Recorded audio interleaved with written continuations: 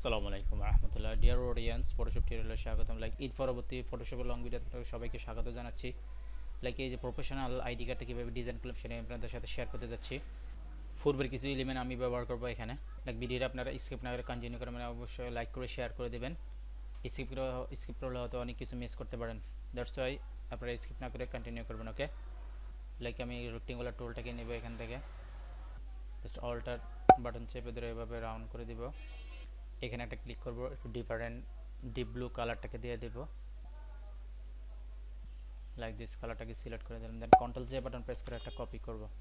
Copy করে লেয়ারটাকে নিচে নিয়ে আসবো এই শেপের। দেন নিচে লেয়ারটাকে সিলেক্ট করে আবার এখানে ক্লিক করব, ডিফারেন্ট কালার দিয়ে দেব। আর একটা ব্ল্যাঙ্ক নিলাম, শিফট বাটন চেপে ধরে দেন রেক্টেঙ্গুলার টুলটাকে আবার নেব, এখান থেকে অ্যালাইনমেন্ট করে দেব একটু। কার্ভসটাকে সিলেক্ট করে দেন আবার কালারটাকে পিক করে দিব। কন্ট্রোল জে বাটন প্রেস করে এটাকে একটা কপি করব। সেম এখানে ক্লিক করে ডিফারেন্ট কালার দিয়ে দেব। কন্ট্রোল টি বাটন প্রেস করলাম, শিফট বাটন চেপে ধরে মিডলটাকে ফিক্সড করে মিডলটাকে দিয়ে দেব। শিফট বাটন চেপে ধরে এদিক থেকে চাপিয়ে দেব। জাস্ট মুভ টুলটাকে সিলেক্ট করলাম, একদম এখানে একটা ইলিপস ক্রিয়েট করলাম। কন্ট্রোল জে বাটন প্রেস করে আর একটা কপি করলাম। ওকে, কপি করে লেয়ার আইকনটাকে উঠিয়ে দেব। এই ইমেজটাকে অল্টার বাটন চেপে ধরে এখানে এনে ছেড়ে দেব। জাস্ট এখানে মাউসের রাইট ক্লিক করে ক্রিয়েট ক্লিক মার্কস করে দিলাম। ইলিপসের লেয়ার আইকনটাকে দিয়ে দিব। দেন এটাকে আমি জাস্ট ফিলটাকে নান করে দিব। ফিলটাকে নান করে দিলাম। স্টক সাইজের এখান থেকে স্টকের কালারটাকে দিয়ে দেব।